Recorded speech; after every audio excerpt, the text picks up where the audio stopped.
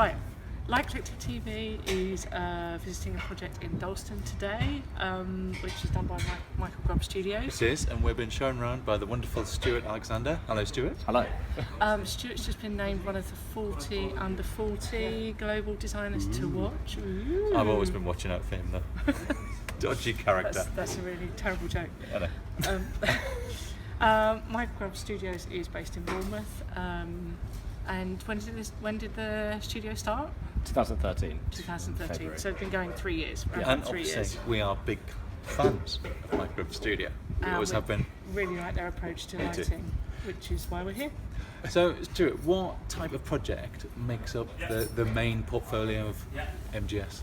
A wide range of projects like exhibition, landscape, public realm, some heritage we're getting into, and we like to mix this kind of thoughtful lighting, human-based, into kind of interesting spaces and places, and it's working quite well. We get a lot of interesting projects that's kind of a bit different as well, so we're all kind of becoming a bit specialist in our own little world and bubble. I guess that probably sort of Can I answers see the this next before question. But I'm going to ask it anyway. Would you say that the studio's got like a signature style?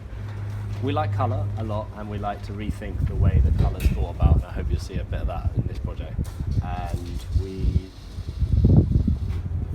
like things to be vibrant in a right way at the right time, not just brash for brash sake, Yeah. for like considered vibrancy.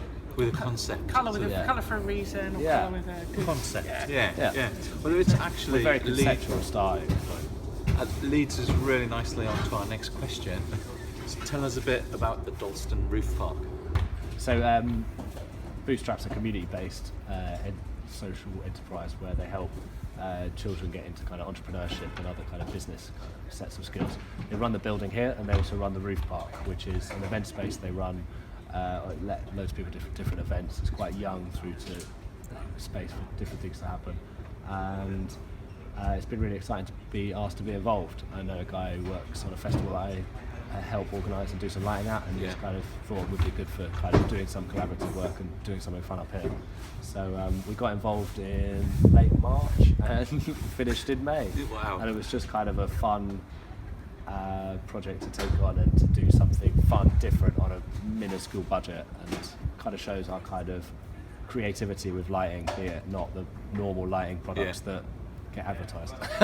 So, what are you saying? It's a minuscule budget. How minuscule?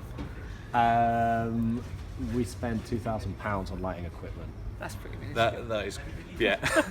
There were some borrowed things, and we do run the Relit project, which is our wonderful charity initiative for recycled lighting, be it out of date, as the LED market is completely ridiculous. So Yeah. slowly spiralling into control now, thankfully. But there's still some things where it's like a year old or out of range that just... So you use some there's a couple of Relit products. fittings? Yeah, we use a couple of Relit fittings, and we're really thankful for our sponsors, who will be named in the base of this video. They will now. Yeah. Excellent. So, tell us a little bit about the design. Okay. The design came around by just having a conversation in the office. We had a new intern in who was really great and saw the whole project through. And I was kind of teaching her about lighting and talking about, we had this project and we were doing it for a bit of fun after the day had been done, and we just talking about what's a rooftop and what should it mean for someone. So we were talking about, sunset all night long, not letting that, 20 minutes stop. Inspired by Ibiza. Yeah, kind of slight Balearic Dalston. sense to it. It's Dalston, so we should be careful about, it's nightlife as well. And we wanted to do something that was like totally kind of like uses the daylight in the right way. Yeah. Uses sunlight, uses an interesting perspective on the way that lighting can affect a space, but then totally transform at night and be totally different. Because it's beautiful during the day, and we don't want to, put in some, ugly lighting columns or something that, would change the environment.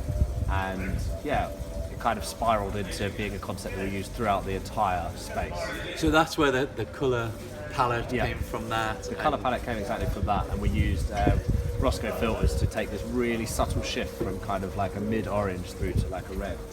And we think it's been quite effective. And obviously we're here during the day and we're seeing the sunlight effect on it. We're seeing the effect of sunlight on the colours. Yeah. What's the difference at night? So basically at night, each triangle comes illuminated and is individually addressable, so we can run animations across the whole thing. And that was that kind of like sunset, what can we do that you can't do during the day, you know? Yeah. We've designed this LED stuff and we can control it in fun ways. So like when something that is affected by the sun during the day, let's do something fun with it at night and take our own kind of approach of God. So has it got lots of you've pre-programmed it to do various different... Through using VJ software that I'm used to, we used a software called VDMX that runs, you can load all sorts of like real-time or generative patches into, and you can run audio into it, and then we put that out to MadMapper just for the mapping of all the lights. And it's just a system I use for ages. I really love how it works and the integration you can do into the first point. And then I've set it up so they can use it, the guys in the bar who comes in a moment, can use it every night and do all sorts of fun things. And I've left them with a Korg Nano controller that they can now play around and have loads of fun with the lights. And I'm sure they've had great fun with it. And what's been the feedback from the client and from the kids that come up here? The cool kids. Everything's been quite exceptional. I've had quite a few good nights up here. They've got great beer on tap from the brewery downstairs. Stuart is the client. And it's generally been amazing. Like, people are quite impressed to see a different style of colour, and it's quite electric in its own weird way. Because it's a garden during the night, you don't really expect that after that sunset it completely changed to being quite electric. And it was just really cool to see so many projects you kind of get involved in the work and you don't really see like all the concepts getting done throughout, or be like kind of almost the lead consultant in a way, like there's someone to make a choice about how things get pulled out, and it's quite cool, like, right, how much could we physically do and how much can we get out there. So the whole space, including the roof as well, it's just got this gradient everywhere. Every light has been filtered, every single light. So we've noticed these hosepipe tubes around the oil drums with drum those planters. Tell us a little bit more about that. You mentioned the gardener.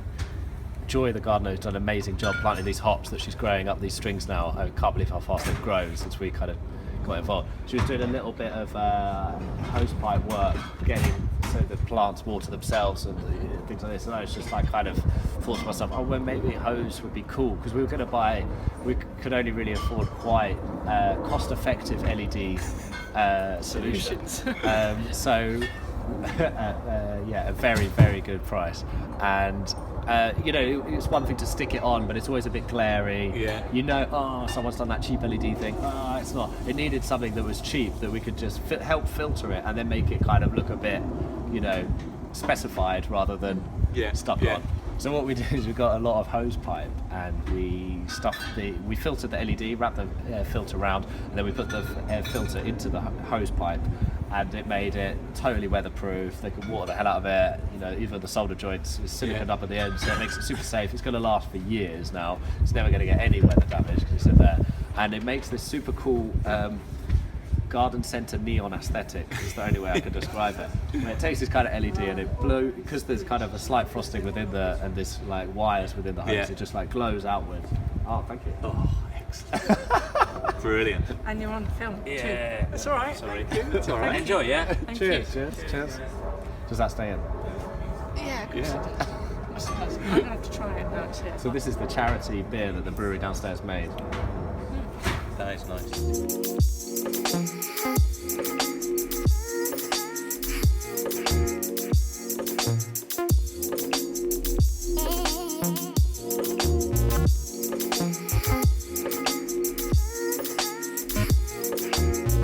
Yeah.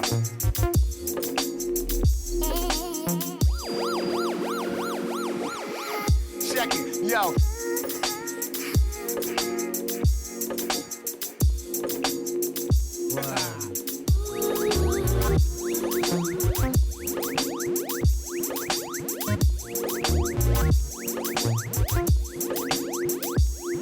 Yeah.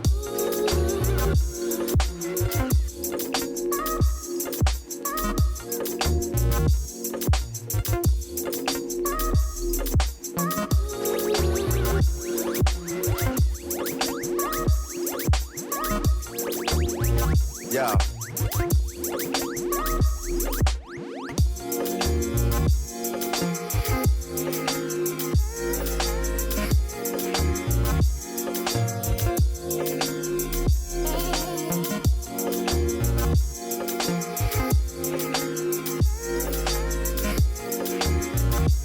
yeah.